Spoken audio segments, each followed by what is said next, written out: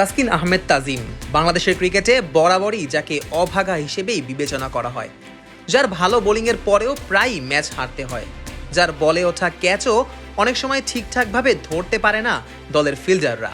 সেই তাসকিন বাংলাদেশের ক্রিকেটে বরাবরই নিজেকে প্রমাণ করে এসেছেন। নিজের ডেডিকেশন আর কঠোর অধ্যবসায়ের মাধ্যমে দল থেকে বাদ পড়েও ফিরে এসেছেন। হার না মানার স্পৃহাও তাসকিনের থেকে যেন শেখা যায়। সেই তাসকিনই আরও একবার দেশের জন্য লড়ে গেলেন ওয়েস্ট ইন্ডিজের বিপক্ষে, যখন 181 রানে পিছিয়ে থেকেও বাংলাদেশ দল তাদের ইনিংস ডিক্লেয়ার করল। অনেকেই ভেবেছিল এমন সাহসী সিদ্ধান্ত কিভাবে নিল টাইগাররা, তবে ক্যাপ্টেনের আস্থার প্রতিদান দিয়েছেন এই পেসার। প্রথম ইনিংসে 450 রান করা ওয়েস্ট ইন্ডিজ নিজেদের দ্বিতীয় ইনিংসে অল আউট হয়েছে মাত্র 152 রানে, আর বল হাতে তাণ্ডব চালিয়ে একাই 6টি উইকেট শিকার করেছেন এই স্পিড স্টার।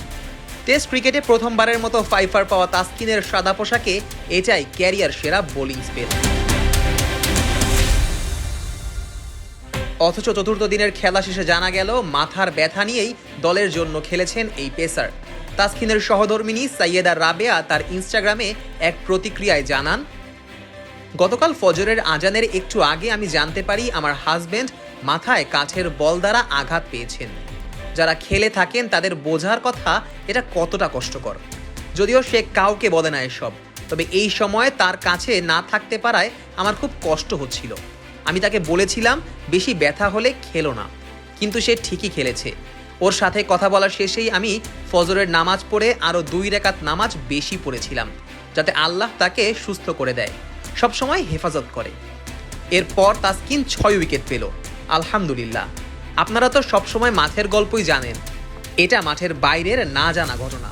প্লেয়াররা অনেক সময় এমন ব্যথা নিয়েও খেলে থাকে, কেউ ইচ্ছে করে হারতে চায় না, খারাপও করতে চায় না। অবশ্য প্লেয়ারদের এমন আঘাত নিয়েও ম্যাচ খেলার বহু নজির ক্রিকেটে দেখা যায়। এক হাতে ব্যান্ডেজ নিয়ে তো দেশ সেরা ওপেনার তামিম ইকবালকেও খেলতে দেখা গিয়েছিল।